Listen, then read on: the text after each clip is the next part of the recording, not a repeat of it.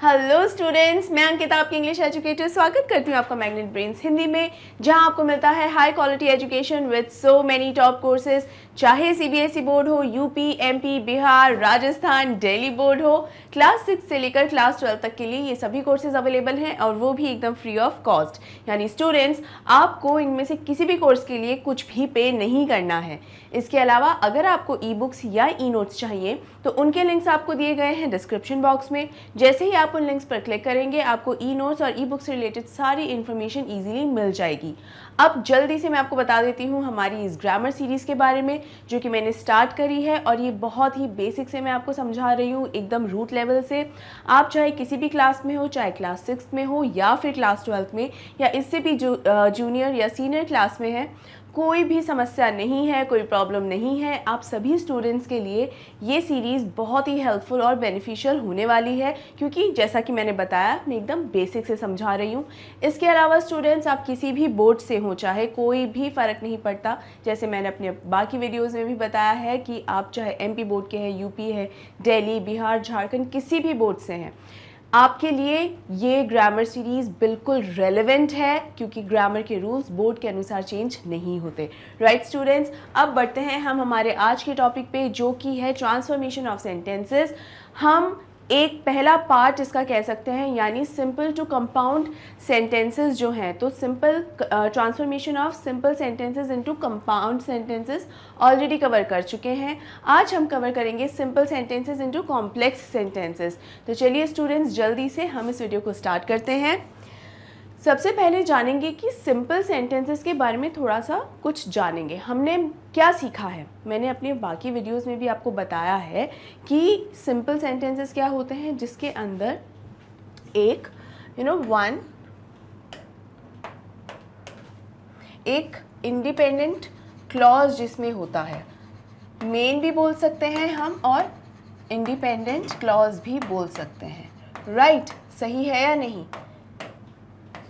लेकिन अब चूंकि हम धीरे धीरे आगे बढ़ रहे हैं, धीरे धीरे और समझेंगे, तो हमें एक चीज़ और समझनी है कि कुछ सेंटेंसेस ऐसे भी होते हैं, सिंपल सेंटेंसेस की बात कर रही हूँ, जिसके अंदर मेन क्लॉज तो होता ही है, साथ में कई बार एडिशनल फ्रेज भी होते हैं। ठीक है, अगर आपको ध्यान हो तो मेरे वीडियोस अगर आपने पहले देखे हैं, यहाँ एक छोटी सी चीज़ बता दूँ स्टूडेंट्स, मैंने हर बार हर वीडियो में आपको एक चीज़ ज़रूर से ज़रूर समझाई है कि प्लीज़ ये सारे के सारे वीडियोस जो हैं एक सीक्वेंस में देखिए, क्योंकि बहुत सारी ऐसी बात, बहुत सारे ऐसे रूल्स और बहुत सारी ऐसी इन्फॉर्मेशन है जो उस टॉपिक के साथ ही दी जाती है, लेकिन वो इन्फॉर्मेशन जो है आपको बाकी वीडियोस में बाकी कॉन्सेप्ट्स को समझने में मदद करती है। जैसे कि अभी ये जो मैं आपको बताने वाली हूँ, जब मैंने आपको क्लॉजेस हम पढ़ाए थे उसमें भी हालांकि मैंने ये समझाया था, लेकिन अब उसका मेन एप्लीकेशन यहाँ होगा। ठीक है, वहाँ पर मैंने सिर्फ आपको जब भी ब्रीफ बैकग्राउंड देती हूँ किसी भी टॉपिक का, तब मैं आपको यूजुअली बताती हूँ, लेकिन उसका जो मेन एप्लीकेशन है वो आज होना है।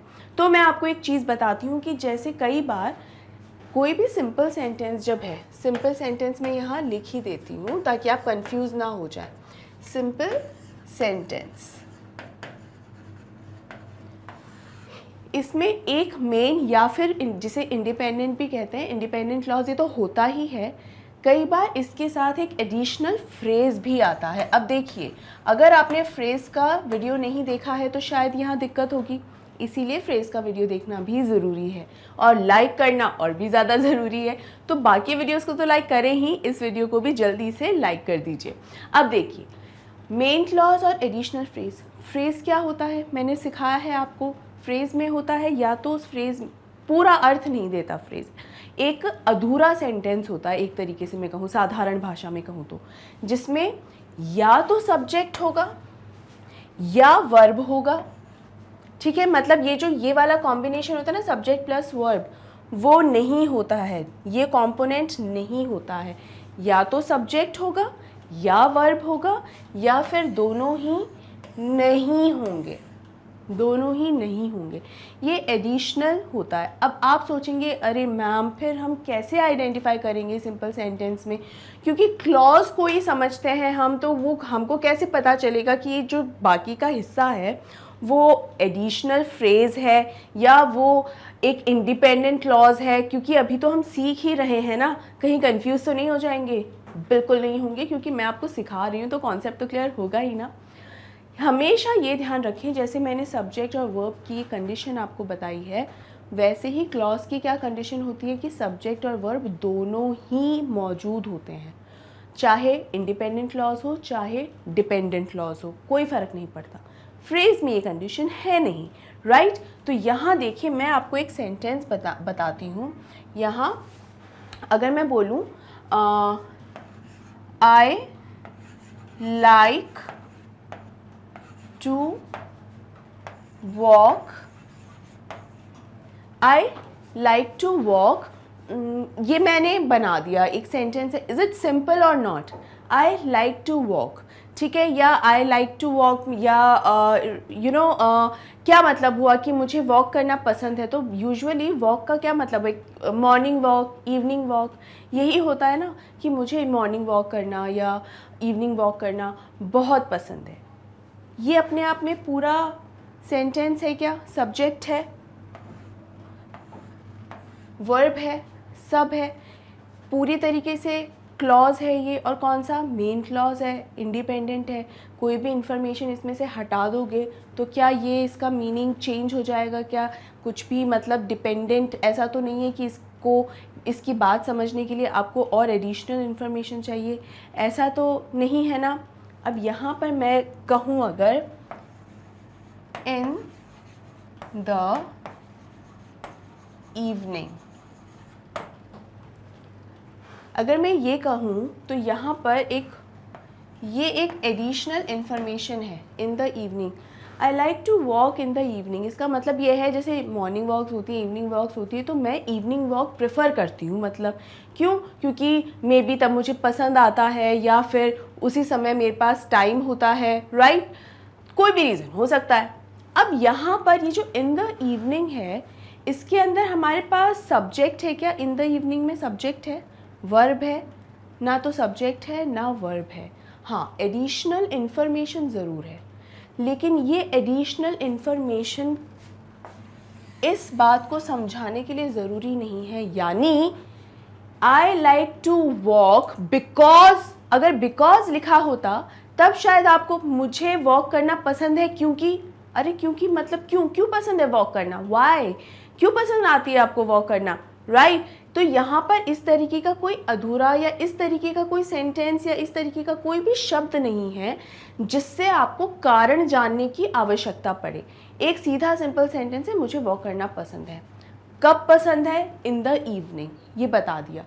ये इन द इवनिंग एक एडिशनल इन्फॉर्मेशन है, ठीक है।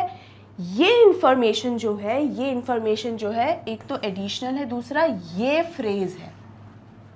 ये फ्रेज़ कैसे है बेटा? ये इसलिए फ्रेज़ है क्योंकि ये वाले हिस्से में, इन 3 शब्दों में, ना तो हमें कोई सब्जेक्ट नज़र आ रहा है ना हमें कोई वर्ब नज़र आ रहा है। इन दोनों में से कुछ भी हमें नज़र नहीं आ रहा है, पहली चीज़। दूसरा, हो सकता था कि सिर्फ सब्जेक्ट हो सकता था कि सिर्फ वर्ब हो, दोनों में से हो सकता था कोई भी एक मौजूद हो। उस कंडीशन में भी क्या है? ये फ्रेज़ ही है, क्योंकि क्लॉज के लिए क्या कंडीशन है कि सब्जेक्ट और वर्ब दोनों होने चाहिए।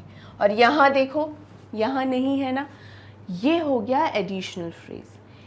जब भी हम सिंपल से कॉम्प्लेक्स सेंटेंस को बनाते हैं तब हमको बहुत सारे इस तरीके के सेंटेंसेस, ऐसा नहीं है कि सिंपल टू कंपाउंड बनाते हैं तो इस तरीके के सेंटेंसेस नहीं होते, वहाँ पर भी होते हैं, जिसको मैंने एग्जांपल्स में थोड़ा बहुत बताया भी है आपको, लेकिन वहाँ उतना नहीं आता जितना सिंपल टू कॉम्प्लेक्स आता है।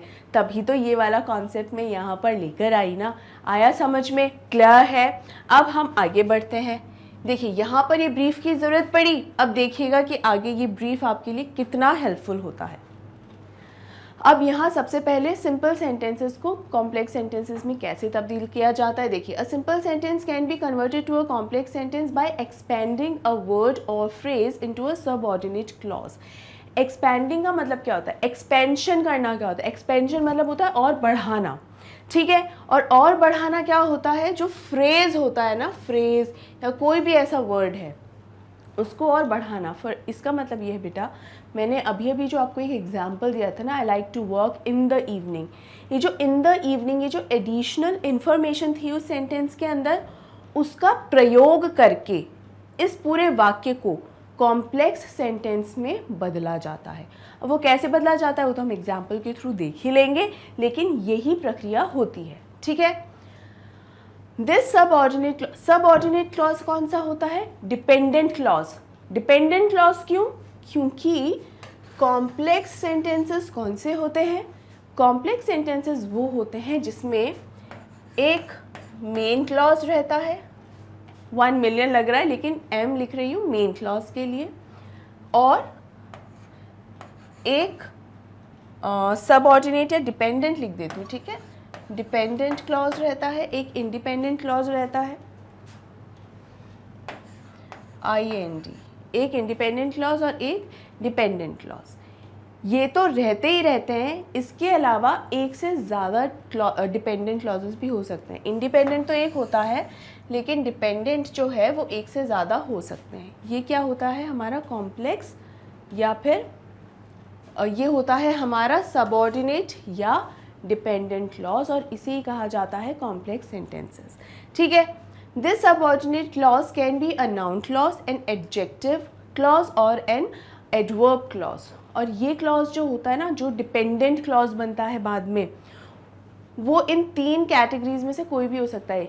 इसी वजह से डिपेंडेंट क्लॉज का एक सेपरेट वीडियो मैंने आपके लिए बनाया था, ताकि और अच्छे से क्लियर हो जाए, जहाँ पे मैंने आपको नाउन, एडजेक्टिव, एडवर्ब, ये तीनों के बारे में सिखाया है। राइट स्टूडेंट्स, क्लियर है? नहीं देखा है वीडियो तो प्लीज़ देख लीजिएगा, बहुत आसानी रहेगी समझने में, ठीक है। चलिए अब यहाँ एग्जाम्पल के तौर पे समझिए। He proved his innocence. यहाँ पर इनोसेंस का मतलब क्या है? मासूमियत। अब यहाँ पर बताया जा रहा है कि उस व्यक्ति ने, एक लड़का है, एक व्यक्ति है, उसने अपनी मासूमियत को प्रूव किया। प्रूव करना मतलब साबित किया, उसने अपनी मासूमियत को साबित किया। इसका क्या अर्थ है? अर्थ ये होता है कि शायद उस पर कोई इल्ज़ाम लगा है, या उस पर, फॉर एग्ज़ाम्पल ये कहते हैं कि शायद उस पर चोरी का इल्ज़ाम लग गया, लेकिन उसने ये साबित किया कि नहीं, वो चोर नहीं था, तो उसने ये इनोसेंस जो है साबित कर दी, ठीक है। अब यहाँ देखिए, this simple sentence can be converted into a complex sentence by expanding the noun. अब यहाँ नाउन क्या है? His innocence.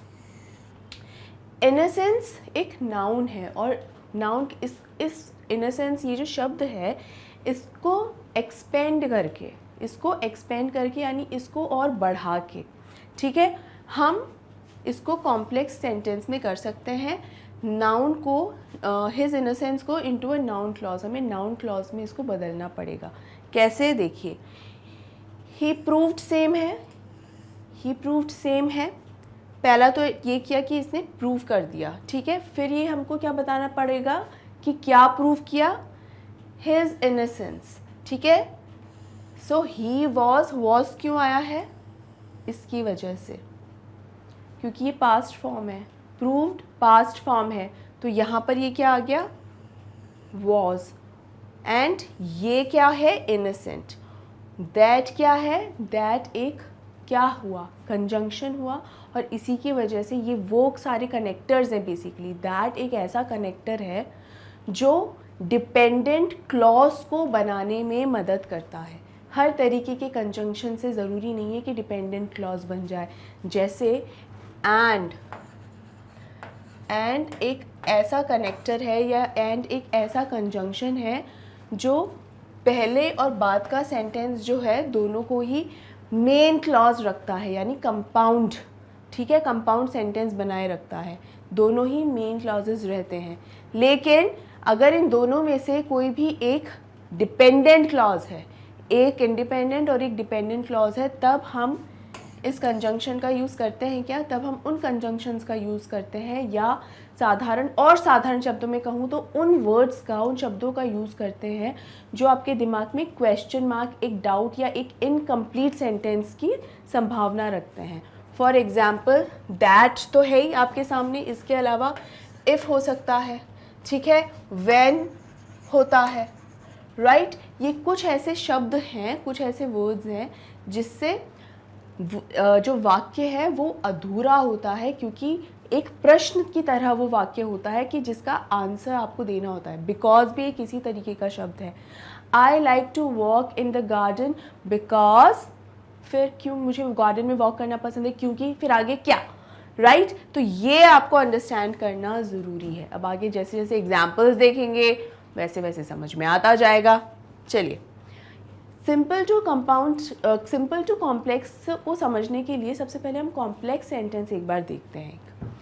If you study, अभी आपने देखा, देखिए ये मैंने एक एग्जाम्पल बताया तो आपने सोचा मैम ये his innocence, he was innocent, ये कैसे हुआ, ये बेसिक सा है। आगे पूरा जब हम पूरे रूल्स देखेंगे कैसे ट्रांसफॉर्म हुआ, उसके बाद जब वापस इस एग्जाम्पल पे आप आओगे ना, बहुत आसान रहेगा।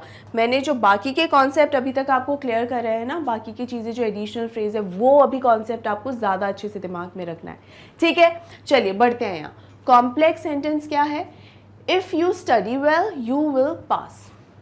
यहाँ पर दो क्लॉजेज हैं और दोनों वर्ब्स हैं, दो वर्ब्स हैं। कौन कौन सी वर्ब्स हैं, वर्ब क्या होता है, एक्शन। तो पहला एक्शन क्या है, पढ़ने का, पढ़ने का। दूसरा एक्शन कौन सा है, पास होने का, ठीक है। तो यहाँ पर मैं सिर्फ पास के ऊपर ही एक बार, पास कि पास हो जाना, वो एक वर्ब हो गया है। तो दो एक्शंस हमारे पास आ गए, दो वर्ब्स हमारे पास आ गए, राइट और नॉट। इसके बाद देखिए, पहला जो ये कॉम्प्लेक्स क्यों है, कॉम्प्लेक्स की क्या डिमांड होती है, कम से कम एक इंडिपेंडेंट और एक डिपेंडेंट क्लॉज होना ही होना चाहिए सेंटेंस के अंदर। एक से ज़्यादा डिपेंडेंट क्लॉजेज हो सकते हैं, लेकिन मिनिमम एक डिपेंडेंट और एक मेन क्लॉज तो होना ही होना चाहिए। If you study well, if का अर्थ मैंने बताया हुआ है आपको, इफ़ का मतलब होता है अगर। तो क्या यहाँ पर सेंटेंस का क्या मतलब निकला, पहले सेंटेंस का ए पार्ट और बी पार्ट में ए पार्ट का क्या मतलब हुआ, अगर आप अच्छे से पढ़ेंगे या अगर तुम अच्छे से पढ़ाई करोगे तो क्या होगा। इस तो के बाद का उत्तर जानने के लिए, इस तो के बाद का आंसर जानने के लिए आपको इस वाक्य की, इस सेंटेंस की ज़रूरत है कि इसी में तो पता है कि भाई अगर तुम स्टडी करोगे, अच्छे से पढ़ाई करोगे तो क्या होगा, तुम पास हो जाओगे। तो यू विल पास, तुम पास हो जाओगे, ये तो एक इंडिपेंडेंट क्लॉज है। और इंडिपेंडेंट की देखो सारी इसमें शर्तें भी हैं, यहाँ पर सब्जेक्ट भी है और यहाँ पर वर्ब भी है, सब है, हेल्पिंग वर्ब भी है, विल, सब है यहाँ पे। लेकिन यहाँ पर जो है इफ़ यू स्टडी वेल, यहाँ पर भी सब्जेक्ट है, वर्ब है, लेकिन ये जो इफ़ है ना, इफ़ वो एक प्रश्न चिन्ह छोड़ता है आपके दिमाग में कि हाँ तो पढ़ाई कर लूँगा, फिर क्या होगा, उसके बाद होगा क्या, अरे होना क्या है, तुम पास हो जाओगे या फिर तुम्हारे मार्क्स बहुत अच्छे आएंगे या हो सकता है तुम टॉपर भी बन जाओ, राइट। तो ये उत्तर जब मिल रहा है, ठीक है, यहाँ पर ये क्लियर हुआ। दो एक्शन है हमारे पास, दो क्लॉजेस भी हो गए, एक मेन क्लॉज हो गया, एक डिपेंडेंट क्लॉज हो गया, ठीक है, मतलब एक इंडिपेंडेंट एक डिपेंडेंट, इतना हो गया। अब देखिए simple sentence, bye studying hard you will pass. मेहनत करने से ज़्यादा, मतलब अच्छे से पढ़ाई करने में, स्टडिंग हार्ड का मतलब यही होता है मेहनत करके पढ़ने से क्या होगा, तुम पास हो जाओगे। यहाँ क्या है, one phrase, one clause and one verb. ये क्या हुआ, बाय स्टडिंग हार्ड, ये क्या है, फ्रेज है, क्योंकि यहाँ क्या सब्जेक्ट है, क्या यहाँ सब्जेक्ट नहीं है, सिर्फ एक एक्शन हो रहा है। यहाँ पर देखिए ये क्लॉज है, एक क्लॉज है, ये एकमात्र ये क्लॉज है, एकमात्र ये क्लॉज है और एक वर्ब है। क्लियर हुआ कि नहीं हुआ, इसके अंदर कोई प्रॉब्लम तो नहीं है, कोई डाउट तो नहीं है। क्या बाय स्टडिंग हार्ड एक फ्रेज नहीं है, क्या वहाँ सब्जेक्ट है, वर्ब है, बताइए है क्या, नहीं बन रहा है ना वो कोई क्लॉज, सब्जेक्ट और वर्ब, सब्जेक्ट प्लस वर्ब वाला कंपोनेंट नहीं है ना पार्ट ए में, तो ये क्या हो गया, फ्रेज हो गया। और ये क्या हो गया, यू विल पास, ये तो क्लॉज ही है, और कौन सा क्लॉज, डिपेंडेंट है या इंडिपेंडेंट, वेल स्टूडेंट्स ये एक इंडिपेंडेंट क्लॉज है। तो इंडिपेंडेंट क्लॉज होते ही क्या हो गया, सिंपल हो गया। वही कॉम्प्लेक्स के लिए तो हमको एक डिपेंडेंट क्लॉज चाहिए था, वो इसमें नहीं है। और अगर कंपाउंड होता तो कंपाउंड के लिए हमें मिनिमम 2 मेन क्लॉजेस चाहिए थे, तो यहाँ पर तो एक ही मेन क्लॉज है, दूसरा है ही नहीं। तो कंडीशन हमारी क्या हो गई कि ये है एक simple sentence with 1 main clause and 1 phrase या एडिशनल फ्रेज कहकर भी हम बुला सकते हैं। क्या अभी ये कॉन्सेप्ट क्लियर हुआ? आगे बढ़ें। देखिए, complex sentences have some particular connectors which connect the two clauses, मतलब कुछ पर्टिकुलर कनेक्टर्स जो मैंने अभी बताए, जैसे अभी इफ़ बताया था, व्हेन बताया था, दैट बताया था। ये कुछ ऐसे शब्द हैं, कुछ ऐसे कनेक्टर्स हैं जो कॉम्प्लेक्स सेंटेंसेस के अंदर आते हैं और जिनकी वजह से ही एक डिपेंडेंट सेंटेंस बन पाता है, डिपेंडेंट क्लॉज बन पाता है। ठीक है, ये कनेक्टर्स कौन कौन से हैं देखिए, पूरी लिस्ट है। Before, after, till, until, when, where, which, who, whom, why, what, that, ये बहुत सारे हैं, देख लीजिए इनको। ठीक है, आई होप स्टूडेंट्स यहाँ तक आपको अच्छे से बढ़िया से क्लियर है। अब आगे बढ़े। ये यहाँ तक मेन हमारा कॉन्सेप्ट ये था। अब हम देखेंगे क्या, रूल्स। देखिए, rules for transforming simple sentence to compound sentences. यहाँ रूल्स समझते जाइए, अब ये मुश्किल नहीं लगेगा। अगर ये जो कॉन्सेप्ट मैंने अभी आपको बताया ना, स्पेशली ये स्लाइड जो बताई है ना आपको, ये अगर क्लियर है बेटा, आई नो बहुत बेसिक्स ही है, आपको लग रहा होगा मैम ये तो बहुत बेसिक है, सिंपल है। डोंट टेक इट ईजीली, इतना ज़्यादा सिंपल या इतना ज़्यादा, हाँ आसान है, लेकिन इतना लाइटली मत लीजिएगा कि हाँ आता है, पता है, नहीं। ये पूरा कॉन्सेप्ट हर बार हर एक रूल के अंदर लगेगा। चलिए जल्दी से समझते हैं। If there is an extra phrase in the simple sentence, extra phrase जो एडिशनल फ्रेज होता है ना, जैसे यहाँ पर बाय स्टडिंग हार्ड एक एडिशनल फ्रेज है, वही फ्रेज है, हर जगह देखिए ये अप्लाई होगा। और अगर ऐसी कंडीशन है, ज़रूरी नहीं ना कि हर सिंपल सेंटेंस के अंदर एक एडिशनल फ्रेज हो ही नहीं, लेकिन यदि एक एडिशनल फ्रेज है तो क्या होगा, expand that phrase to make a clause. उस फ्रेज को हमें एक्सपैंड करना पड़ेगा, बढ़ाना पड़ेगा। कैसे बढ़ाना है वही हमको सीखना है अब। Then choose a suitable connector to connect the clause, और उसके बाद हमें एक सही कनेक्टर चूज़ करना होगा दोनों क्लॉजेस को जोड़ने के लिए। और दोनों क्लॉजेस में से एक मेन क्लॉज होगा और एक सबऑर्डिनेट क्लॉज होगा, यानी एक इंडिपेंडेंट क्लॉज होगा और एक डिपेंडेंट क्लॉज होगा, राइट।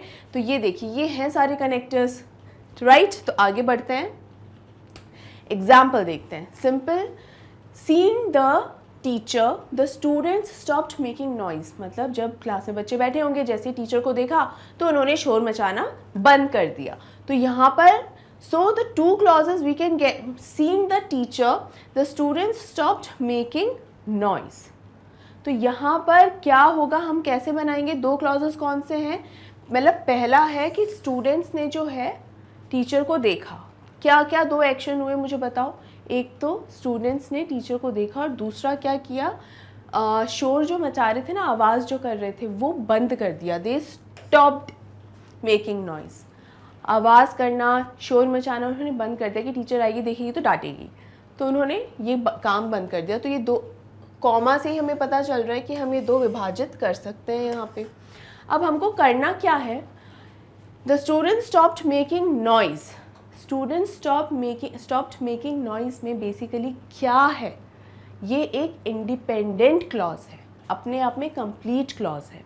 तो हमको मेहनत किस पे करनी है, काम किस पे करना है, इस वाले पे, ए पार्ट पर, इसको डिपेंडेंट बनाना है।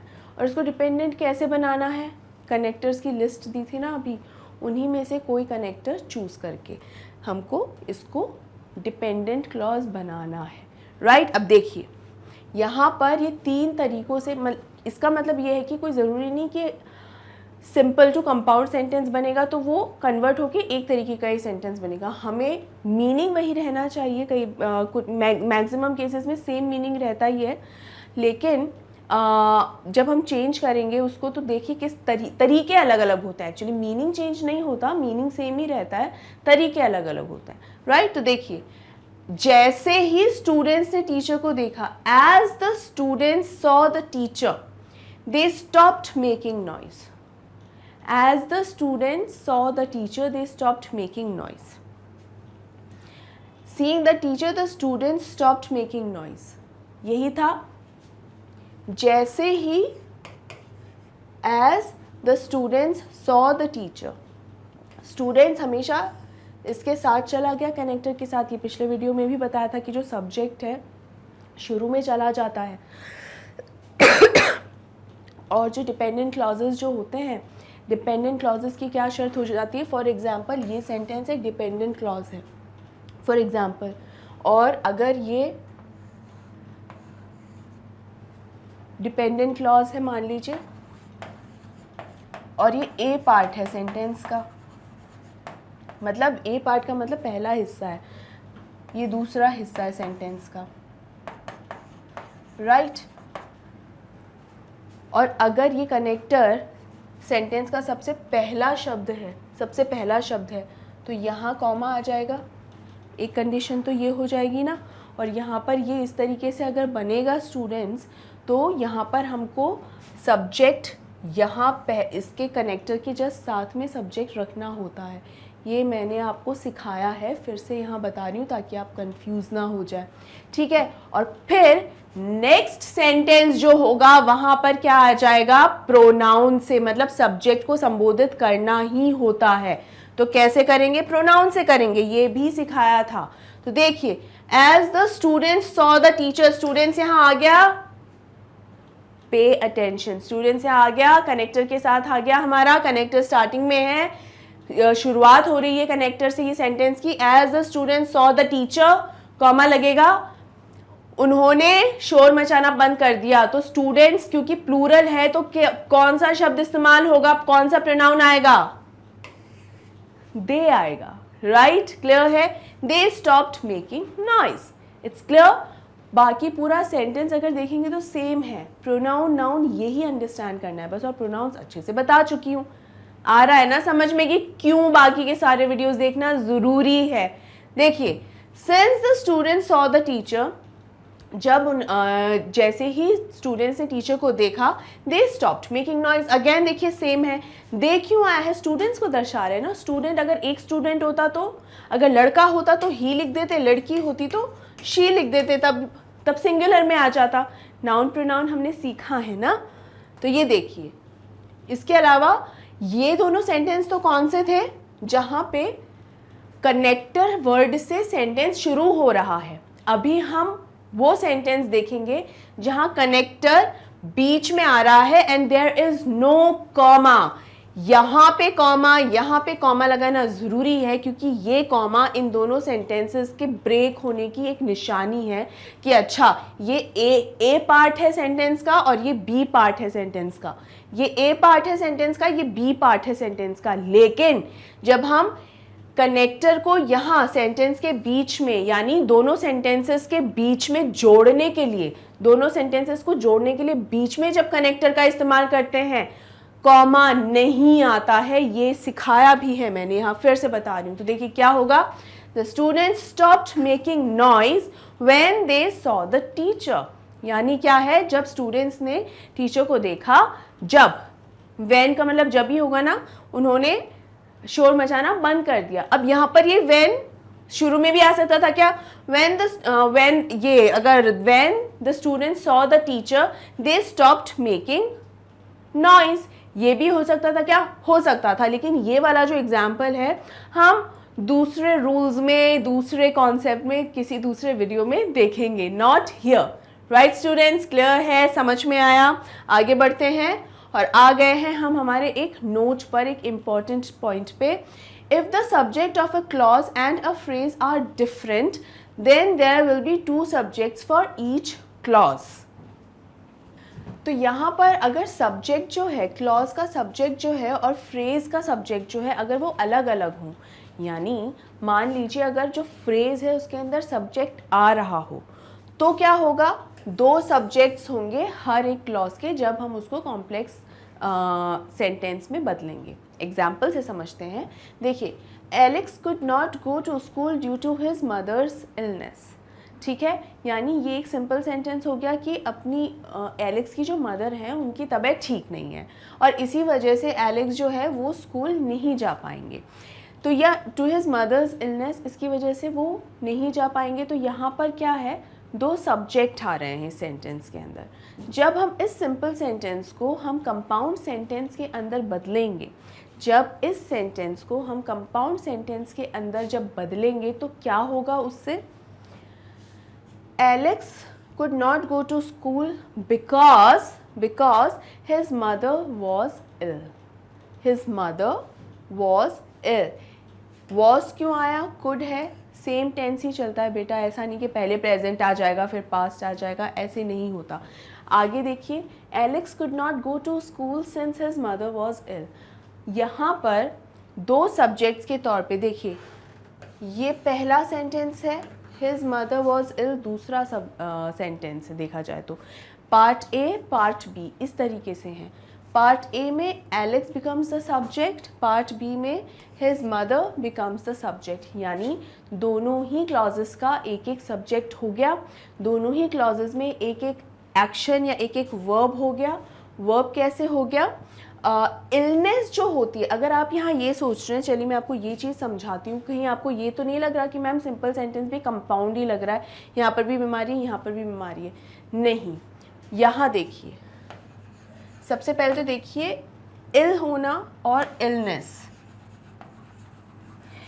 ये भी मैंने बताया था पिछले, जैसे गुड होता है और गुडनेस है, तो गुडनेस जो है वो क्या है? ये एक नाउन है। गुडनेस क्या है? नाउन है। यहाँ पर इलनेस क्या हो गई? एक नाउन है, स्थिति है, स्थिति है उस व्यक्ति की। क्या स्थिति है? बीमारी, उसकी बीमारी की वजह से। और इल होना क्या होता है? बीमार। गुड होना क्या होता है? अच्छा। तो ये क्या है? एडजेक्टिव है, एडजेक्टिव है। ये क्या है? इल एडजेक्टिव है। क्लियर है? तो यहाँ पर मदर की जो बीमारी है वो कोई एक्शन नहीं है, कोई एक्शन नहीं है, इसको प्लीज़ अच्छे से समझना। यहाँ पर मदर सब्जेक्ट ज़रूर है, एलेक्स सब्जेक्ट ज़रूर है, लेकिन जब हम वर्ब ढूंढने लगते हैं, जब हम वर्ब ढूंढने लगते हैं तो ये could not, sorry not could not, go जो है वो तो वर्ब है, वो तो एक्शन एक है। इलनेस, इलनेस कोई वर्ब नहीं है, ये वर्ब है, ये वर्ब है, राइट। लेकिन इलनेस क्या वर्ब है क्या? बीमारी कोई एक्शन होता है क्या? नहीं, ये एक परिस्थिति होती है, ये एक स्थिति होती है, कंडीशन होती है। गुडनेस, अच्छाई, ये कोई एक्शन नहीं होता है, ये भी एक स्थिति है, मतलब अच्छाई और अच्छा, राइट। तो यहाँ देखिए इलनेस कोई एक्शन नहीं है, तो यहाँ पर तो सब्जेक्ट प्लस वर्ब हो रहा है, ठीक है। आप सोचेंगे कि मैम ये ना डिपेंडेंट इंडिपेंडेंट क्लॉजेस में आ गया, जी नहीं, ऐसा नहीं है यहाँ पर। लेकिन हिज मदर्स इलनेस, नहीं, इलनेस क्या है? एक नाउन हो गया। पहली चीज़ तो ये है कि नाउन की उसकी मदर की हालत क्या है इस वक्त? बीमार है उसकी मदर, ठीक है।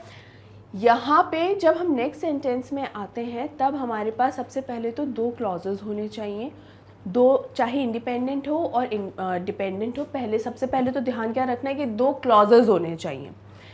उन दोनों क्लॉजेस में से एक क्लॉज इंडिपेंडेंट होना चाहिए और दूसरा क्लॉज डिपेंडेंट होना चाहिए। दूसरी शर्त हो गई। तीसरी शर्त क्या है? इंडिपेंडेंट क्लॉज का अपना सब्जेक्ट वर्ब होना चाहिए, डिपेंडेंट क्लॉज का अपना सब्जेक्ट और वर्ब होना चाहिए, दोनों होने चाहिए। ये हमने यहाँ पर सिंस लगाया, ये हमारा कनेक्टर है, दोनों सेंटेंसेस को जोड़ने के लिए हमने कनेक्टर इस्तेमाल किया है। पहला वाला सेंटेंस है, पहले वाला जो क्लॉज है वो सेंटेंस का ए पार्ट है। Alex could not go to school, subject और वर्ब है इस वाले क्लॉज में, हाँ जी है। और यहाँ पर क्या सब्जेक्ट और वर्ब है? मदर वॉज क्या हेल्पिंग वर्ब होता है क्या? हाँ, तो यहाँ पर मदर भी एक सब्जेक्ट है, वॉज एक वर्ब है, तो यहाँ पर भी सब्जेक्ट प्लस वर्ब कंडीशन आ गई, यहाँ पर भी सब्जेक्ट प्लस वर्ब कंडीशन आ गई या नहीं आ गई? क्लियर हुआ या नहीं हुआ? ऊपर वाला एग्जाम्पल भी देख लेते हैं। बिकॉज एक कनेक्टर है। अब स्टूडेंट्स क्या ये हर बार बताना होगा मुझे कि बिकॉज मतलब कारण बता रहा है? कनेक्टर्स हम पूरी लिस्ट देख चुके हैं ना, तो ये कनेक्टर्स को उसी तरीके से समझते जाइए। ये पहला सेंटेंस, यहाँ पर भी एलेक्स सब्जेक्ट हो गया, वर्ब भी है यहाँ पे, लेकिन यहाँ पर हिज मदर वॉज इल, क्या यहाँ पर हमारे पास सब्जेक्ट और वर्ब दोनों हैं? जी हाँ, मदर सब्जेक्ट, वर्ब हो गया वॉज, दोनों हैं एग्जैक्टली। यहाँ पर ऊपर वाला सेंटेंस देख लीजिए, सिंपल वाला, Alex could not go to school, subject है? जी हाँ। वर्ब है? जी हाँ।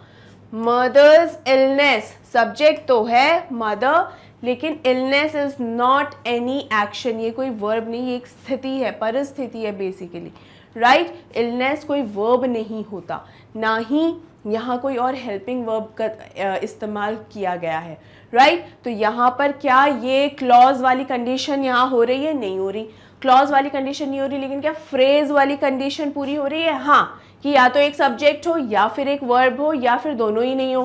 तो क्या ये फ्रेज हो गया? क्या अब ये कॉन्सेप्ट क्लियर हुआ, समझ में आया? आगे बढ़े। अब देखिए नेक्स्ट है rule number 2, if there is no extra phrase in the sentence. देखिए अभी तो हम सिंपल सेंटेंस में अगर एडिशनल फ्रेज है तो उसी एडिशनल फ्रेज को एक्सपेंड करके क्या कर रहे थे? दो हिस्सों में बांट रहे थे, ठीक है। उसी का इस्तेमाल करके उसी जो एडिशनल फ्रेज है उसी फ्रेज को तब्दील करके हम एक और क्लॉज बना लेते थे। यहाँ पर अब हमारे पास एडिशनल फ्रेज अगर नहीं है तो क्या होगा उस कंडीशन में? You have to find a word which you can expand into a clause, यानी आपको सिंपल सेंटेंस में एक ऐसा शब्द ढूंढना पड़ेगा जिसको आप एक्सपैंड कर सको और फिर उसको क्लॉज में तब्दील कर सको। ऐसा कैसे होगा देखते हैं। The word can be an adjective, noun और एडवर्ब, ठीक है। वर्ब जो है एडजेक्टिव हो सकता है, नाउन हो सकता है और एडवर्ब हो सकता है, ठीक है। तो किस तरीके से ढूंढेंगे हम, देखिए। ही प्लीडेड फॉर हिज इनोसेंस, तो इनोसेंस क्या है? इनोसेंस एक नाउन है, ठीक है। ये एक एक्शन है तो ये वर्ब हो गया, ये एक सब्जेक्ट हो गया, तो सब्जेक्ट प्लस वर्ब की कंडीशन तो हो गई है। यहाँ पर ही pleaded for his innocence, simple sentence है ना, मेन क्लॉज इंडिपेंडेंट क्लॉज है, बिल्कुल है। अब यहाँ देखिए ही प्लीडेड तो सेम है, सब्जेक्ट प्लस वर्ब हो गया। अब हमको क्या करना है? कनेक्टर को ढूंढना पड़ेगा। उसने प्लीड करी किस चीज़ के लिए? प्लीड मतलब रिक्वेस्ट करना एकदम कि दैट कनेक्टर हमने ढूंढा किस चीज़ की? उस लिटरली पूरी तरीके से एक विनती करना बेसिकली, राइट। रिक्वेस्ट करना, विनती करना, निवेदन करना। तो यहाँ पर उसने निवेदन किया, एक व्यक्ति ने क्या निवेदन किया? एक तो दैट लगा दिया, ये कनेक्टर हो गया दैट ही। यहाँ पर फिर से ही आएगा कि वो, ये प्रोनाउन ज़रूर आता है संबोधित करने के लिए, जो सब्जेक्ट है उसको संबोधित करने के लिए प्रोनाउन ज़रूर आता है। क्यों? क्योंकि दो क्लॉजेज हैं, तो जब तक ये यहाँ इस सेंटेंस में नहीं आएगा सब्जेक्ट कहाँ से बनेगा? अगर वापस ये अगर ही यहाँ पर नहीं आएगा तो सब्जेक्ट कैसे बनेगा?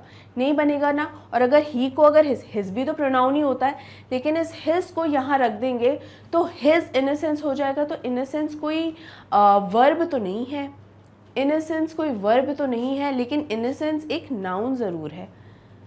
इनोसेंट क्या है? एडजेक्टिव है। अब इसको हिंदी में अगर ट्रांसलेट करूँ तो उसकी मासूमियत और ये है ही वॉज इनोसेंट, यानी वो कैसा है? मासूम। मासूमियत और मासूम शब्दों का फेरबदल है, तो वो मासूम है। वर्ब आ गया हमारे पास, वॉज आ गया, और वॉज क्यों आया? इस क्यों नहीं आया? प्लीडेड पास्ट फॉर्म है तो वॉज ही आएगा। अब ये एग्जाम्पल क्लियर हुआ। अब यहाँ फिर से एक बार ये देख लीजिए कि ये ही मैम वापस रिपीट क्यों हो रहा है? ही इसलिए रिपीट हो रहा है बेटा क्योंकि ये एक सेंटेंस, एक वाक्य दो वाक्यों के अंदर विभाजित हो रहा है। दोनों वाक्यों को अपने अपने सब्जेक्ट और अपने अपने वर्ब चाहिए ही चाहिए। पहले वाक्य के पास अपने वर्ब हैं, ही भी है, प्लीडेड भी है, ही सब्जेक्ट हो गया, प्लीडेड वर्ब हो गया, ये अपने पास हैं। फिर दैट के साथ हमने इसको विभाजन कर लिया। उसके बाद जब हम बी पार्ट पर गए तो हमको वापस से एक प्रोनाउन चाहिए, यानी सब्जेक्ट चाहिए। सब्जेक्ट हमारा सेम ही रहेगा ना, बदलेगा थोड़ी। इसकी बात हो रही है तो यहाँ पर आकर शी थोड़ी हो जाएगा, कोई और थोड़ी हो जाएगा, यही रहेगा। तो यहाँ पर हम वापस इस ही को लेकर आ गए। फिर वॉज क्यों आएगा? वॉज इसलिए आएगा क्योंकि यहाँ पर प्लीडेड है, एक व्यक्ति है, तो क्या आ जाएगा? वॉज आ जाएगा।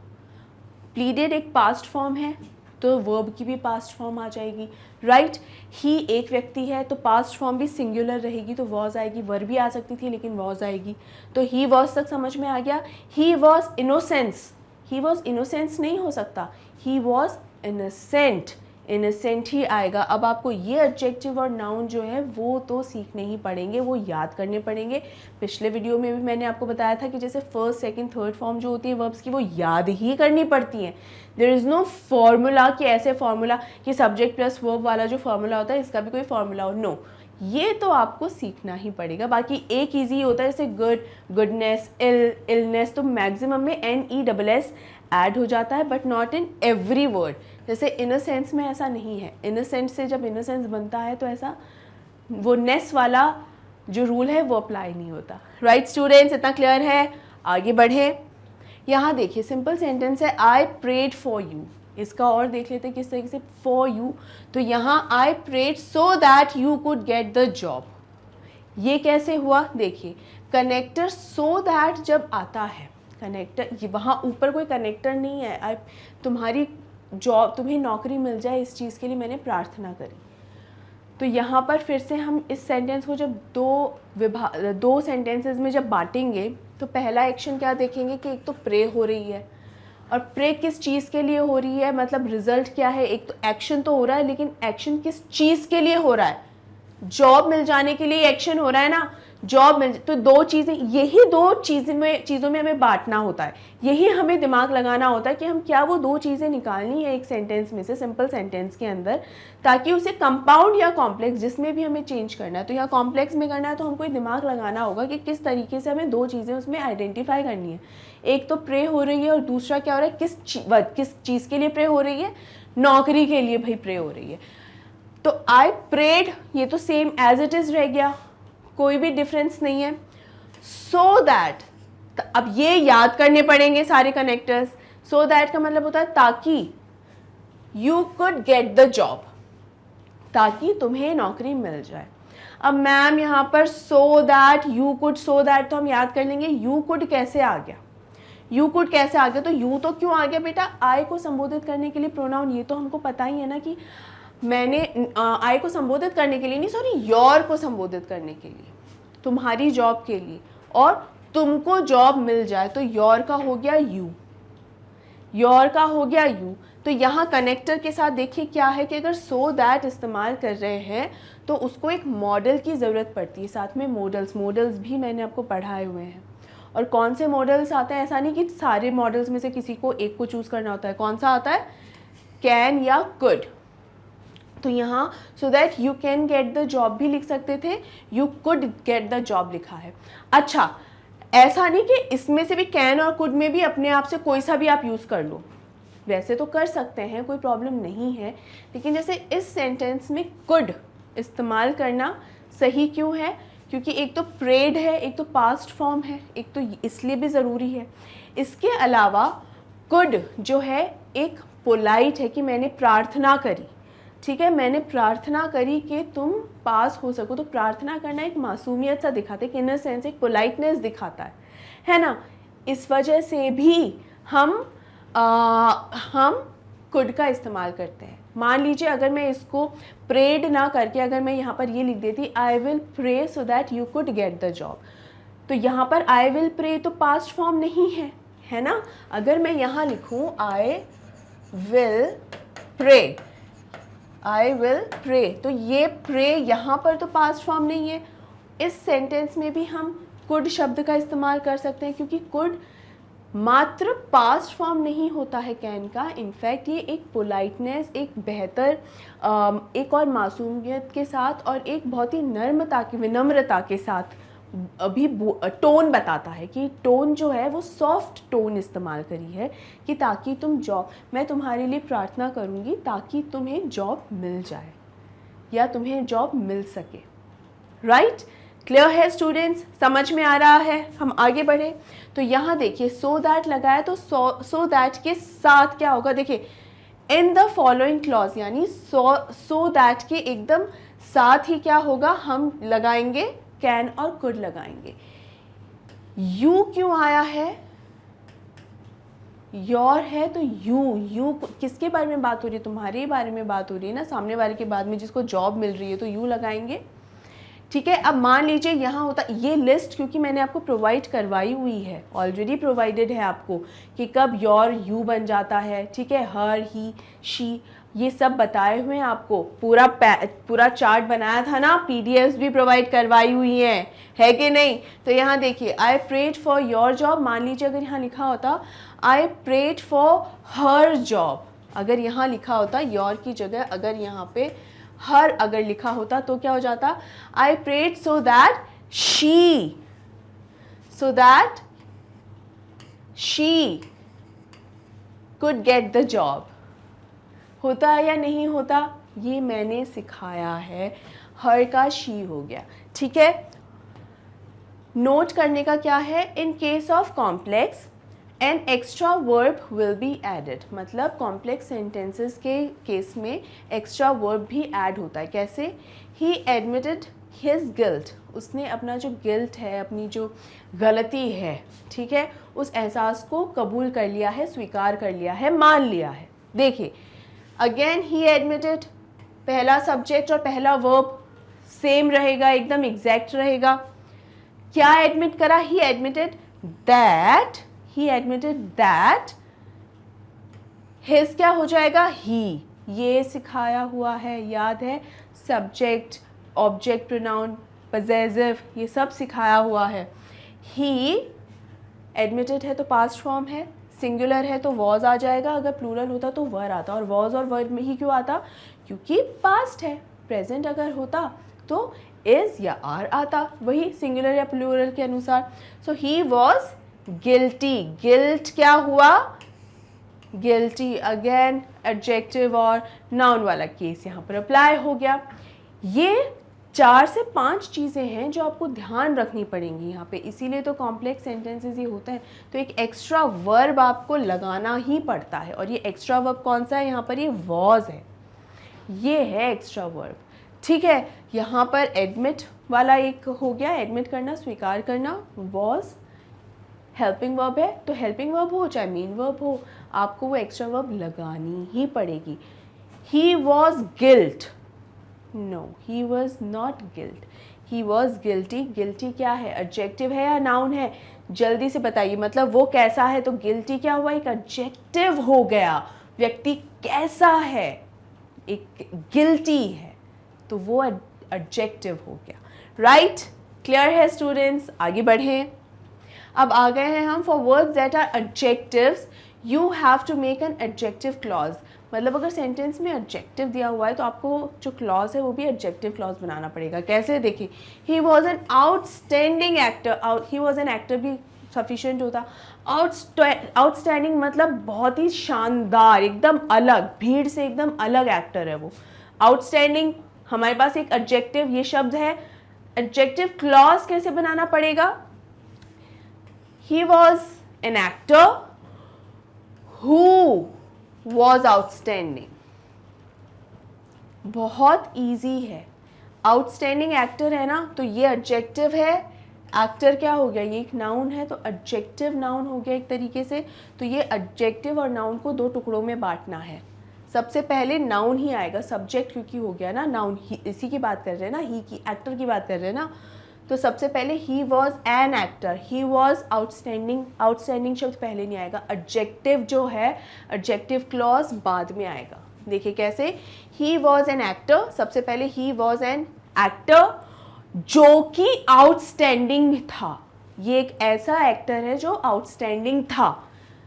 हु कनेक्टर है, लिस्ट देखिएगा जो मैंने अभी दिखाई थी, हु वॉज, वर्ब तो चाहिए ना, सेकेंड सेंटेंस है तो वर्ब और सब्जेक्ट दोनों चाहिए ना, तो हु वॉज आउटस्टैंडिंग।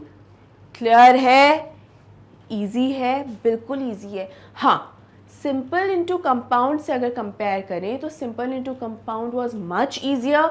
कॉम्प्लेक्स में थोड़ी सी ज़्यादा चीज़ें हमें ध्यान रखनी होती हैं, इसीलिए प्रैक्टिस भी हमें थोड़ी ज़्यादा करनी पड़ेगी, राइट स्टूडेंट्स। लेकिन आई एम श्योर मेरे स्टूडेंट्स ये प्रैक्टिस करने के लिए बिल्कुल तैयार होंगे। अब ये देखिए, here the word outstanding is an adjective and a clause has been created by centering this word, यानी आउटस्टैंडिंग वर्ड जो है वो एक एडजेक्टिव था और उसी को ही ध्यान में रखते हुए एक और क्लॉज बन गया। और एग्जाम्पल्स देख लेते हैं बेटा। देखिए, I lost the most beautiful pen yesterday. अब यहाँ पर एडजेक्टिव क्या है और नाउन क्या है? ऑब्जेक्ट हमारा या हमारा जो नाउन है बेसिकली वो क्या हो गया? पेन। और कैसा है वो पेन? सबसे खूबसूरत, मोस्ट ब्यूटीफुल पेन। तो यानी हमारे पास दो चीज़ें आ गई, एक हमें पेन आ गया है हमारे पास और एक आ गया हमारा मोस्ट ब्यूटीफुल। इनको ही ध्यान में रख के हमें दो सेंटेंसेस बनाने हैं। So yesterday I lost the pen. अब यहाँ पर एक बार येस्टरडे को ध्यान में नहीं करना, ये याद मत करने लग जाना कि अच्छा येस्टरडे आया ना, आज कल परसों के लिए जब टाइम का बताते हैं तो एकदम शुरुआत में हम लिखते हैं। अभी येस्टरडे पे फोकस मत कीजिए, यहाँ ध्यान दीजिए। पहले आई लॉस्ट द पेन, सबसे पहले क्या बताना है? पेन के बारे में बताना है। I lost the pen which was most beautiful. Which was most beautiful यानी ये जो ब्यूटिफुल वाली क्वालिटी जो है इस पेन की, उसको हमें बाद में बताना होता है, राइट? उसको बाद में बताना होता है। और विच ये जो कनेक्टर है उसको तो आपको, जो कि सबसे खूबसूरत पेन है, जो कि सबसे खूबसूरत था, तो ये कनेक्टर्स तो आपको याद करने ही पड़ेंगे, ठीक है? अब यहाँ पर ये जो येस्टरडे है, मैं आपको एक चीज़ बताऊँ, ऑप्शनल होता है कुछ केसेस में। यहाँ मान लीजिए फॉर एग्जांपल अगर आप इस सेंटेंस में येस्टरडे नहीं भी लगाते तो एक बार चल जाता, लेकिन चूँकि हमारे पास है, चूँकि हमारे पास एक इन्फॉर्मेशन दी हुई है, तो हम बिल्कुल उसको यूज़ क्यों ना करें, इस्तेमाल क्यों ना करें। सो येस्टरडे, कल मैंने पेन खो दिया था एक, जो कि बहुत सबसे खूबसूरत था। हो गया सिंपल, टाइम भी हमने मेंशन कर दिया, राइट? क्लियर है? अब आगे बढ़ते हैं। He was a remarkable man. मतलब रिमार्केबल का मतलब एक ही होता है कि एक ऐसा व्यक्ति जो अपनी पहचान छोड़ जाए, वो होता है remarkable man. So he was a remarkable man. तो मैन और रिमार्केबल अलग अलग हम कर देंगे। Man who was remarkable, he was a man who was remarkable. यहाँ पर वॉज आएगा ही आएगा, वर्ब है यहाँ पर आएगा ही आएगा। अच्छा, वॉज वर्ड याद मत रट लेना कि बस वॉज ही लगाना है, हमें ये देखना है कि ये जो आया है यहाँ पर जो वर्ब है, वो जो वर्ब है वो कौन सा फॉर्म है? पास्ट फॉर्म है यहाँ पर वर्ब का, तो इसलिए यहाँ पर भी जो वर्ब आएगी पास्ट फॉर्म में ही आएगी, ठीक है? सिंगुलर है, प्लूरल है, वो क्या आएगा? तो सिंगुलर है तो सिंगुलर वर्ब आएगी नेक्स्ट सेंटेंस में, अगर प्लूरल है तो नेक्स्ट सेंटेंस में भी प्लूरल सिंगुलर जो भी है उसी के अनुसार आएगा। ऐसा नहीं कि यहाँ प्लूरल है तो यहाँ सिंगुलर आएगी, यहाँ सिंगुलर है तो यहाँ प्लूरल आएगा, ऐसा कुछ नहीं है। दूसरा, आए, मैंने आपको बताया है आए प्लूरल की तरह इस्तेमाल होता है, लेकिन ये एक एक्सेप्शन केस, उसके साथ ये होता है आई एम, लेकिन कभी आई आर नहीं होता। टेक्निकली गलत नहीं है, क्योंकि पहले इसका इस्तेमाल इस तरह से किया जाता था, आई आर या आई वो, पहले इस तरीके से किया जाता था, लेकिन ऐसा अब नहीं इस्तेमाल किया जाता है। इसलिए आई के साथ या तो एम लगता है, आई वॉज लगता है, आई इज़ भी कभी नहीं होता, ठीक है? तो यहाँ आई के साथ वॉज आएगा, यहाँ पर तो ही है ही, तो यहाँ पर वॉज ही आएगा, वर्ड नहीं आएगा। और अगर he is a good man होता तो he is a good man who is remarkable, मतलब अगर यहाँ वॉज ना आके इज़ होता अगर, तो यहाँ पर भी इज़ आ जाता। यहाँ पर अगर लिखा होता दे आर अगर लिखा होता तो यहाँ पर भी they are people who are remarkable, आगे भी आर आ जाता, राइट स्टूडेंट्स? क्लियर है? आया समझ में? आगे बढ़े। Next is for words that are adverbs. अभी एडजेक्टिव्स की बात की, अभी एडवर्ब्स की बात कर रहे हैं। Who have to make an adverb clause, तो यहाँ पर आपको एडवर्ब क्लॉज बनाने किस तरीके से? He is too weak to carry this heavy bag, तो यहाँ पर कैसे क्लॉज बनाएंगे? He is so weak that he can not carry that heavy bag. यहाँ पे कितना मुश्किल से ये एक सेंटेंस सा कर दिया है, किस तरीके से। यहाँ पर एडवर्ब क्या है, एक एक्शन क्या है? एक्शन है कैरी, तो यहाँ पर ही इज टू वीक, वो कैसा है? वीक है बेसिकली, तो ये तो एक एडजेक्टिव हो गया, राइट? ये तो एक एडजेक्टिव हो गया।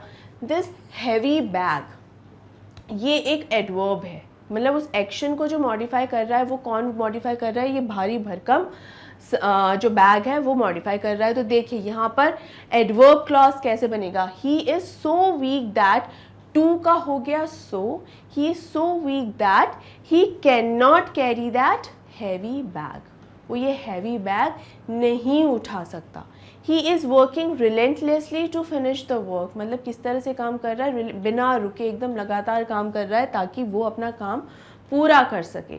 तो कैसे होगा, ही इज़ रिलेंटलेसली वर्किंग, क्या ये आगे पीछे हो गया है, जी हाँ, he is relentlessly working so that he can finish the work. तो यानी एडवर्ब्स जो होते हैं उसके अंदर सबसे पहले तो हम क्या लगाते थे, सो और दैट, यानी ज़रूरी नहीं सो दैट साथ ही लगे, अलग अलग भी लग सकता है, साथ में भी लग सकता है। सबसे ज़्यादा इस्तेमाल में आने वाले कनेक्टर्स जो होते हैं एडवर्ब केसेस में वो होता है सो दैट, ये 3 हो गए, right. So he is so weak that he can not carry, यहाँ पर सिर्फ दैट लगाया है हमने, यहाँ पर सो जो है वो टू की जगह आया है, right.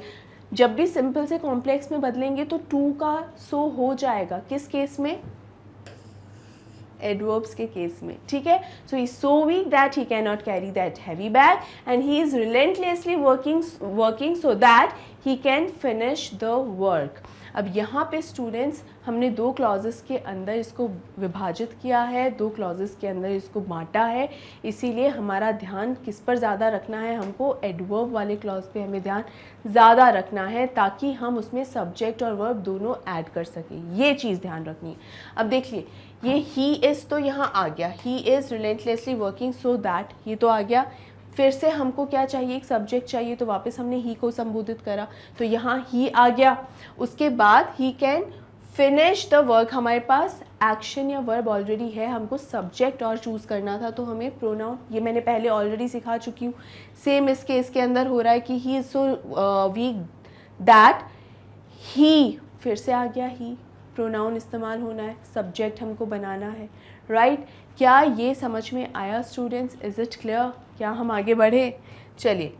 Next is there are certain rules for converting certain phrases into clauses to create complex sentences. यहाँ पर ये इनफैक्ट ज़्यादा ईजी है समझना, कैसे, जैसे बिकॉज ऑफ जो है ना, उसका किस तरीके से जब हम उसको ट्रांसफॉर्म करते हैं तो किस तरीके से बन जाता है, क्लॉज प्लस बिकॉज या फिर एज या फिर सिंस प्लस कॉज। यानी यहाँ क्या होगा, पहले एक क्लॉज होगा। अब यहाँ पर मैंने इंडिपेंडेंट या डिपेंडेंट क्यों नहीं लिखा, क्योंकि इंडिपेंडेंट पहले भी आ सकता है, इंडिपेंडेंट बाद भी आ सकता है, डिपेंडेंट पहले भी हो सकता है, डिपेंडेंट बाद भी हो सकता है। तो कोई भी कहीं पर ऐसा कोई फिक्स नहीं है कि पहले यही वाला क्लॉज आएगा या बाद में यही वाला क्लॉज आएगा, ऐसा कुछ फिक्स नहीं है, ठीक है। तो यहाँ देखिए क्लॉज आएगा, पहले एक क्लॉज आएगा, दूसरा एक क्लॉज आएगा और बीच में बिकॉज ऑफ की जगह या तो बिकॉज आ जाएगा या एज आ जाएगा या सिंस आ जाएगा, दैट्स इट, इतना ही है। अब देखिए I could not do it because of my illness, मतलब मेरी बीमारी की वजह से मैं ये नहीं कर सकी, जो भी काम है, कोई भी काम की बात हो रही है, तबीयत ख़राब थी, बीमार थी, इस वजह से मैं ये काम नहीं कर सकी। अब यहाँ देखिए I could not do it, ये पहला सेंटेंस है, I could not do it because I was ill, easy सा है, बिकॉज मैं बीमार थी। ये ईजी है या नहीं है मुझे बताइए, ये बहुत ईजी। इसको हमने कैसे किया, I could not do it because, I could not do it तो एज इट इज़ रह गया, क्यों, क्योंकि ये एक इंडिपेंडेंट क्लॉज है, independent clause as it is ही रहता है। उसके बाद बिकॉज ऑफ की जगह क्या आ जाएगा, बिकॉज एज सिंस, तीनों में से कोई भी शब्द हम इस्तेमाल कर सकते हैं, कोई भी कनेक्टर इस्तेमाल कर सकते हैं, हमने यहाँ बिकॉज का इस्तेमाल किया है। बिकॉज तक तो एकदम क्लियर है ना, आई could not do it because. Next sentence जो हम बना रहे हैं वो डिपेंडेंट क्लॉज ही बनेगा ऑब्वियसली, क्यों, क्योंकि अब हम कारण बताएंगे, बिकॉज आई वॉज इल, तो ये कारण हो गया ना, इसीलिए डिपेंडेंट क्लॉज हो गया। अब यहाँ आई वॉज इल क्यों आया, माई इलनेस, फिर से हमने जो प्रोनाउन सीखे थे सब्जेक्ट ऑब्जेक्ट पजेसिव, ये सीखे थे ना, वो यहाँ पर रूल अप्लाई होगा। आपको पूरी लिस्ट, आपको पूरा चार्ट प्रोवाइडेड है, उसको देखिए।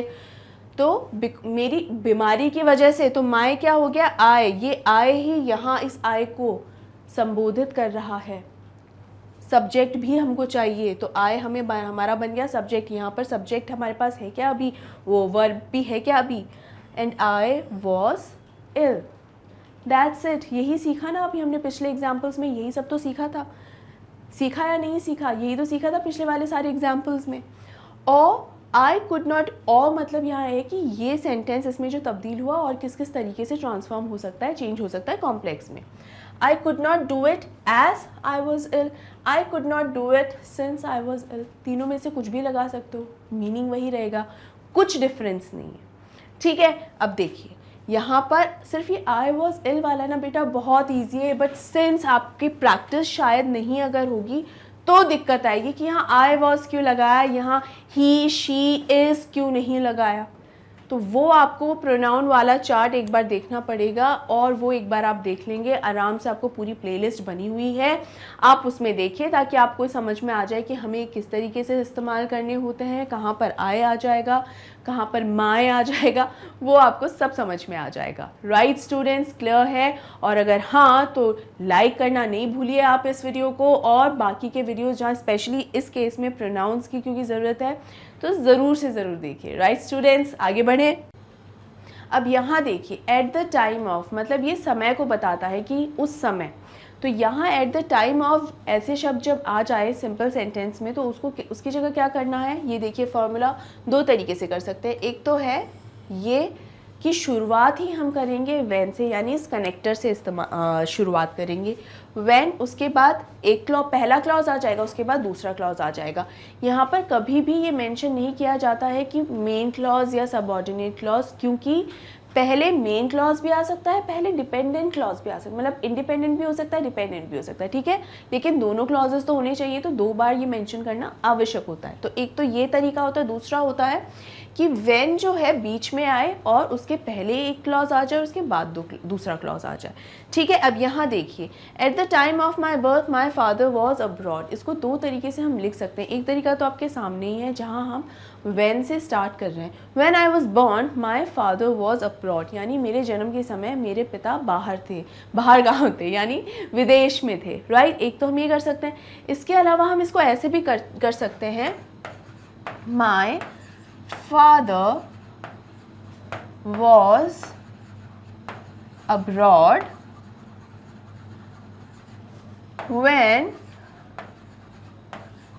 I was born, right। इसको हम ऐसे भी कर सकते हैं। एक चीज़ का क्या ध्यान रखना है, चूंकि ये when हमारा सेंटेंस के बीच में आया है, कॉमा नहीं लगाना है। कब लगता है, जब हम स्टार्टिंग में आता है, क्योंकि when अपने आप में विभाजन कर रहा है इस पूरे सेंटेंस का, यानी ये जो when है, when शब्द जो है इस पूरे वाक्य को दो वाक्यों में बांट रहा है। दोनों ही वाक्यों के अपने अपने सब्जेक्ट हैं, अपने अपने वर्ब हैं, ठीक है। एंड दोनों ही वाक्यों के अपने अपने सब्जेक्ट हैं, अपने अपने वर्ब हैं, और ये जो when है ना, ये जो when है ना, यही काम कर रहा है कॉमा का, ये when कॉमा का ही काम कर रहा है। राइट स्टूडेंट्स, क्लियर है? हम यहाँ से आगे बढ़ें। आगे है इन स्पाइट ऑफ या डिस्पाइट। इन स्पाइट ऑफ लिखते हैं या इन स्पाइट ऑफ की जगह डिस्पाइट आ जाता है, तो ध्यान रखिए डिस्पाइट ऑफ नहीं लिखा जाता है, ठीक है। इन स्पाइट ऑफ लिखा जाता है या फिर सिर्फ डिस्पाइट।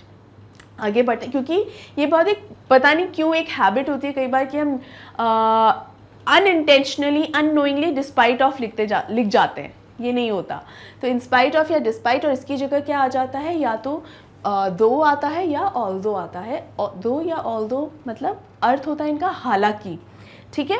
तो देखिए इसके बाद एक क्लॉज आ जाएगा, दूसरा क्लॉज आ जाएगा, मतलब दोनों क्लॉजेस बाद में आ जाएंगे, शुरुआत होगी ऑल्दो से, ठीक है। यहाँ सिंपल सेंटेंस देख लेते हैं कि in spite of being a good student he could not do well on the exam. Although he is a good student, he could not do well on the exams. Simple है, सिर्फ हमने क्या किया है, इन स्पाइट ऑफ की जगह although या दो लगा सकते हैं। Despite being sick, Robin went to school. बीमार होने के बावजूद रॉबिन जो है स्कूल गया। तो देखिए though Robin was sick, comma connector शुरुआत में ही जब आ जाए, though Robin was sick comma he went to school. यहाँ पर रॉबिन यहाँ आ चुका है क्यों, चूँकि तो यहाँ पर उसको दर्शाने के लिए हमें प्रोनाउन का इस्तेमाल करना होगा, ज़रूरी है। सब्जेक्ट भी चाहिए दूसरे क्लॉज के लिए, हर एक क्लॉज का अपना सब्जेक्ट अपना वर्ब होता है, राइट। और यहाँ दो रॉबिन वॉज सिक, चूँकि भी लिख सकते हैं, चूँकि रॉबिन बीमार था, या हालांकि वो बीमार था फिर भी वो स्कूल गया, ठीक है। तो दो रॉबिन वॉज सिक, ये क्या हुआ, डिपेंडेंट, हालांकि वो बीमार था, तो जिस सेंटेंस के साथ कनेक्टर जुड़ा हुआ होता है वही तो बनता है हमारा क्या, डिपेंडेंट क्लॉज, राइट।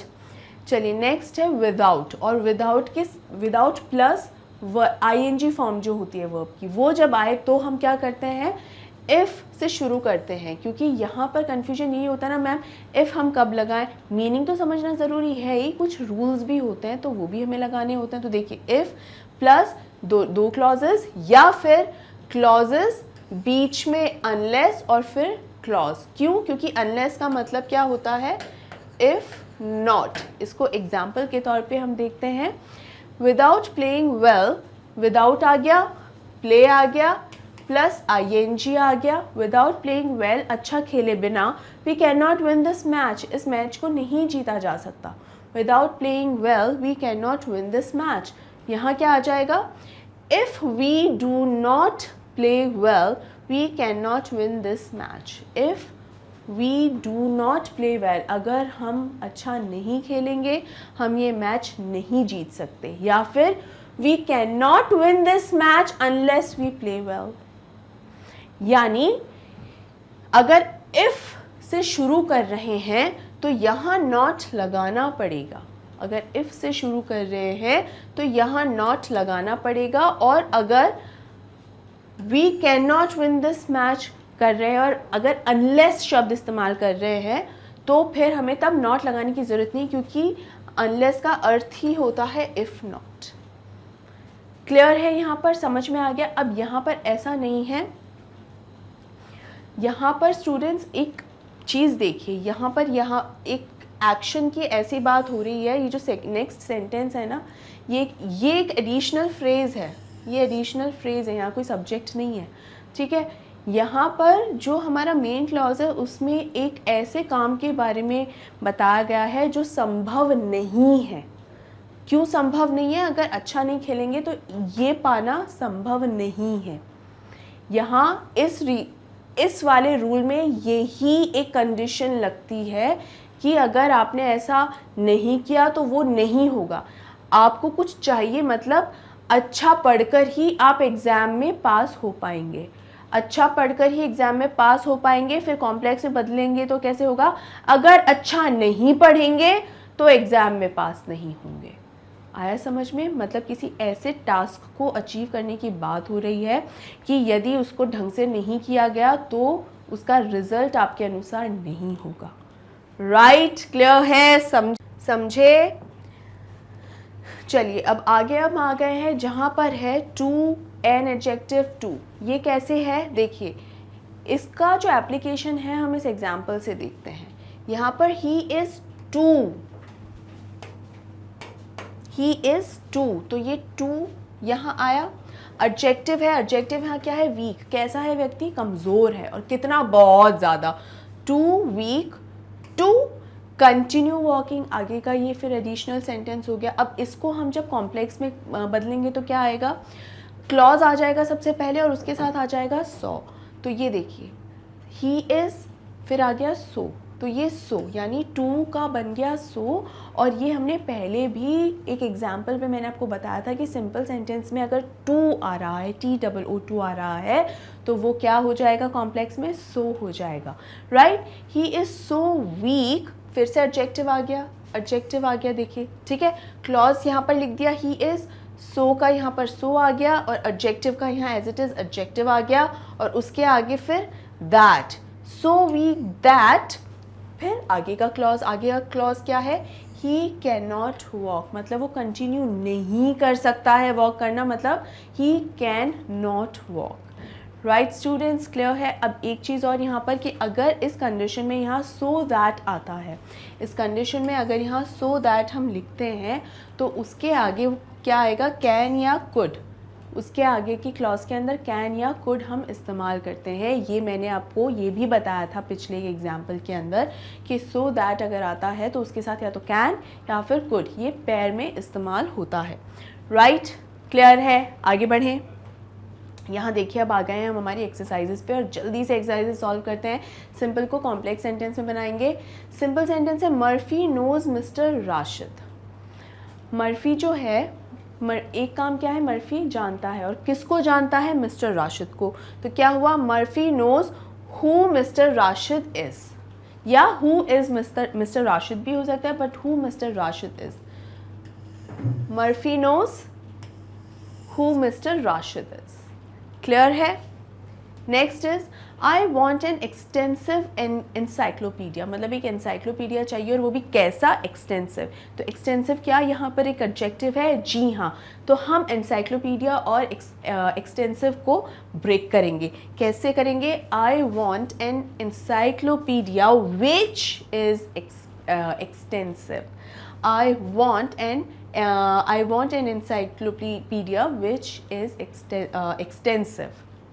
Clear है, easy है। He was born in the year of liberation war. जब liberation war या आज़ादी से related war चल रही थी, युद्ध चल रहा था, तब वो उसका जन्म हुआ था। तो उसका जन्म हुआ था और लिबरेशन वॉर चल रही थी। इन दो हिस्सों में हम इसको विभाजित कर सकते हैं। तो देखिए, he was born when it was the year of liberation war.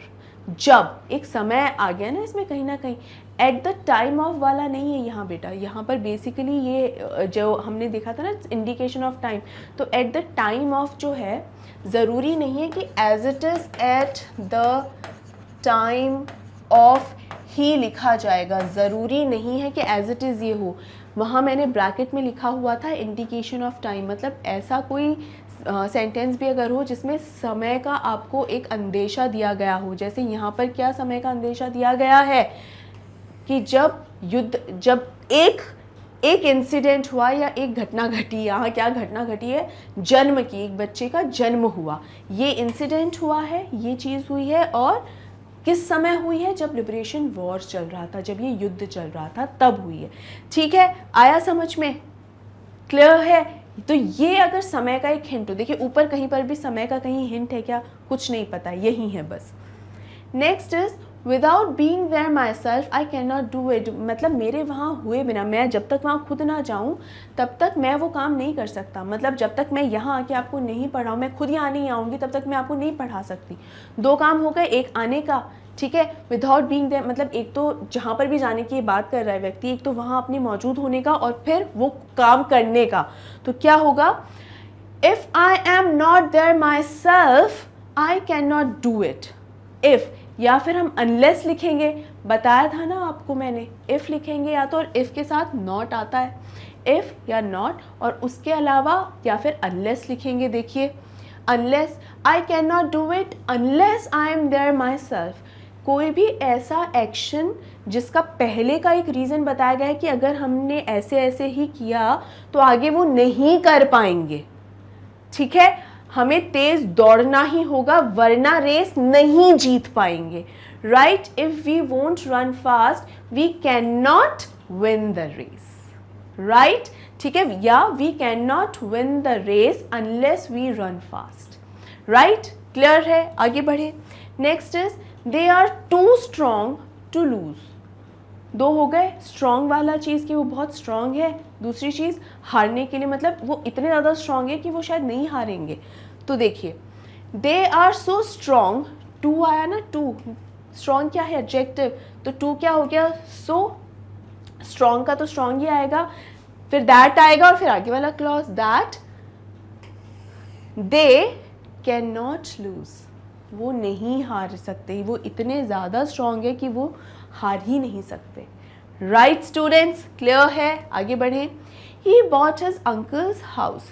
फिर से दो चीज़ें हैं, एक तो क्या है, उसने कुछ खरीदारी की है, किस चीज़ की, घर की। किसका घर है, अंकल्स घर, अंकल्स हाउस, नॉट अंकल्स घर, अंकल्स हाउस। तो देखिए, he bought the house which belonged to his uncle.